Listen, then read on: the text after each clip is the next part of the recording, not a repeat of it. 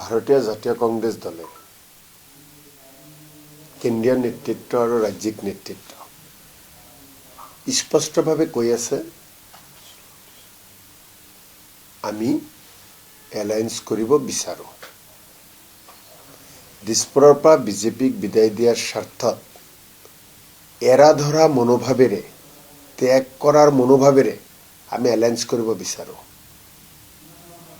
এই কথাটোতো ঘৰৰ ভিতৰত নহয়, ঘৰৰ বাহিৰতো কৈ আছে, স্পষ্টভাৱে কৈ আছে। আৰু আজিৰ তাৰিখতো কংগ্ৰেছ নেতৃত্বই এলায়েন্স 100% হ'ব বুলি নিশ্চিত হৈ সকলো ধৰণৰ কাম কাজ কৰি আছে। অখিল গগৈ ডাঙৰীয়া, লুৰিণজ্যোতি গগৈ ডাঙৰীয়া বা আন যিসকল আমাৰ এলায়েন্স পাৰ্টনাৰ হ'ব, তেখেতসকলৰ লগত আলোচনা চলি আছে পৰ্যায়ক্ৰমে। নিৰ্বাচনৰ দিন ঘোষণা হোৱা নাই, সকলো কামৰে কিছুমান নিয়ম নীতি থাকে। এতিয়া অখিল গগৈ ডাঙৰীয়া বা আন আমাৰ মিত্ৰদল হ'ব খোজা দলসমূহে তেওঁলোকে আসন বিচাৰি আছে, এলায়েন্স সোনকালে লাগে, তাকো আমি নস্যাৎ নকৰোঁ, তেওঁলোকৰ কথাত আমি ভুল নধৰোঁ। কিন্তু এটা কথাই কওঁ, এলায়েন্স হ'ব। চাওক, মোৰ হাতত কোনো তথ্য নাই যে 15টা বিচাৰিছে নে কেইটা বিচাৰিছে আৰু কেইটা দিব বিচাৰিছে।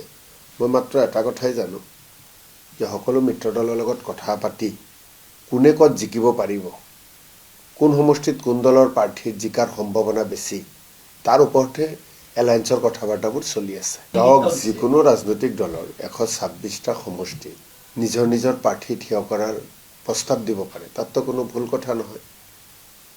126টাৰ ভিতৰত যিকোনো চিট এটা বিচাৰিব পাৰে বা যিকোনো চিটতে যাব পাৰে, এই সংখ্যালঘুই হওক সংখ্যাগুৰুই হওক, তাত আমাৰ ক'বলগীয়া নাই।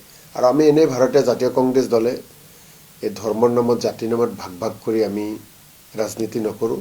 আসনৰ ক্ষেত্ৰতো তেনেকুৱা আমাৰ কোনো চিন্তাধাৰা নাই যে কোনটো সংখ্যালঘু কোনটো সংখ্যাগুৰু। মুঠতে দাবী সকলোৱে কৰিব পাৰে। একেখন মিত্ৰতাৰ টেবুলত বহি যেতিয়া আলোচনা হ'ব, সেই আলোচনাখিনি সকলোৱে মানি লৈ বিজেপিক বিদায় দিয়াৰ স্বাৰ্থত মিত্ৰতা হোৱাটো অসমৰ ৰাইজে বিচাৰিছে। মই এই বিষয়ে খুব বৰ বেছি কথা ক'ব নিবিচাৰোঁ। মই তৃণমূল পৰ্যায়ৰ এজন কৰ্মী, গতিকে নিশ্চিতভাৱে অখিল গগৈ ডাঙৰীয়াই কি কথা বাৰ্তা পাতিছে, আমাৰ হাইকমাণ্ডে কথাবোৰ শুনিছে, সিদ্ধান্ত হ'ব। কংগ্ৰেছে এৰা ধৰা আৰু ত্যাগৰ মনোভাৱেৰে সকলো কাম কৰি আছে।